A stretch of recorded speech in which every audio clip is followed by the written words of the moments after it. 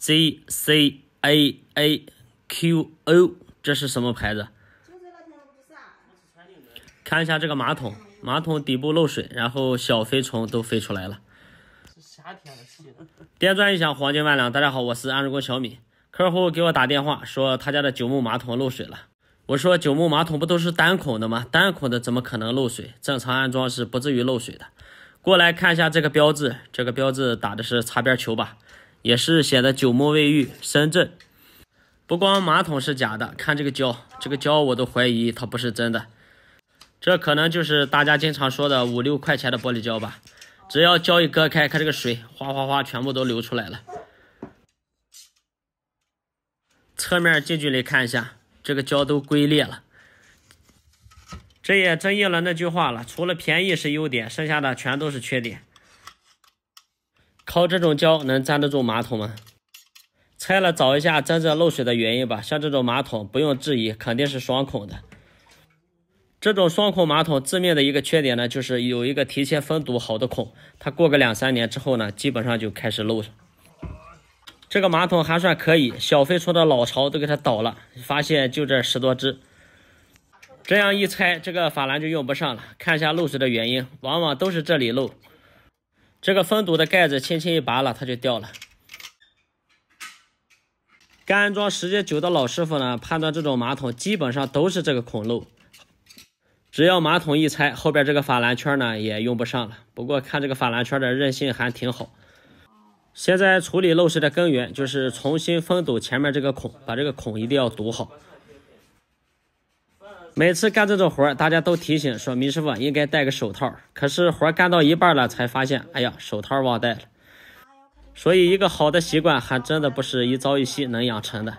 现在我们开始堵这个孔，首先呢，把这个里圈呢打一圈玻璃胶。之前掉下来的这个盖子呢，还要给它装回去，因为这是个塑料的，这个东西老化不了。重新封堵这个孔呢，其实方法有很多，用各种胶都可以，但是玻璃胶一般大家都有，这个比较常见，所以就用玻璃胶来堵。这样堵上呢，那效果肯定是一般了，所以我们一定要做一个2次防护，就是用法兰圈的这个塑料壳，把这个碗呢给它解下来。然后这个地方呢，一定要多涂一些玻璃胶，然后把这个盖子呢给它扣上去。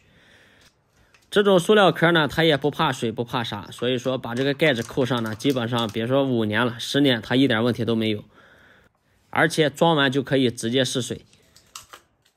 当然，新的法兰圈必须得安排上，旧法兰圈那可真的用不了了。马桶是处理好了，接下来我们要清理地面，地面的这些污垢呢，一定要清理干干净净。地面清理不干净呢，直接影响我们打胶，也影响2次粘接的效果。有多少师傅装马桶的时候呢，只相信自己的眼睛，必须得趴下去摸一下。老师傅安装都是这样的，用手一摸，对准直接放。马桶放好之后有不平的，一定要垫一下。现在我们接好水管，现在就开始试水，先不打胶。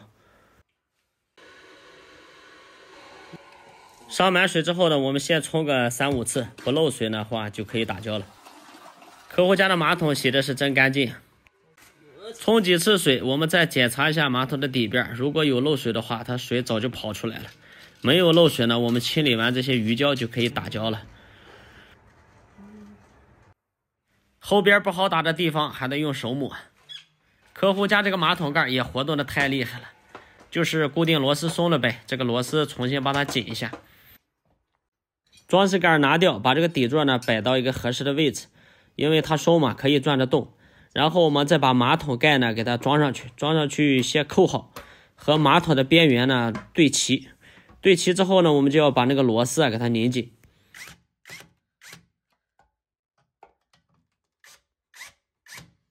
最后拔掉马桶盖，把这个装饰盖呢再装回去，这样把马桶盖再装回去，哎，这就可以了。呀哈，拧螺丝的时候有点跑偏了，再掰一掰。不过听这个马桶的冲水声音还是挺有劲儿，声音也挺大。老铁们，这就是一个双孔马桶漏水的维修过程，大家遇到这种情况是不是有同样的维修方法呢？